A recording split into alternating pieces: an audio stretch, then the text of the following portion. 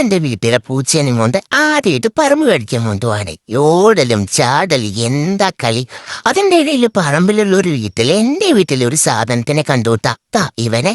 അങ്ങനെ നമ്മുടെ വിസ്കി കുട്ടൻ പറമ്പിലെത്തി. അവിടെ എത്തിയപ്പോ മുതലേ പൂമ്പാറ്റിയുണ്ടോ, പല്ലിയുണ്ടോ, പാറ്റിയുണ്ടോ, ഓരോ ജാതി മൃഗങ്ങൾ അന്വേഷിച്ച് നടക്കുകയാണ് ട്ടാ.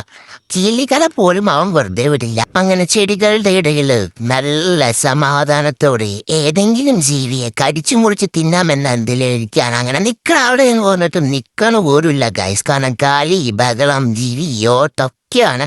കണ്ണ് തെറ്റിയായി ചേക്കൻ്റെ കണ്ണു മുഴുവൻ മുകളിലോട്ടാണ്. കാരണം 2 കിളികളെ നോട്ടിട്ട് വെച്ചിട്ടുണ്ട് ഈ ഒരു മരത്തിന്റെ മുകളിൽ 2 കാക്കച്ചി പെണ്ണുങ്ങൾ. അതെന്തായാലും കിട്ടില്ല എന്നറിയാം. പിന്നെ അമ്മയാണെങ്കിൽ വിറകിനായിട്ട് ചൂട്ട് അവിടെ വെട്ടുന്നുണ്ട്.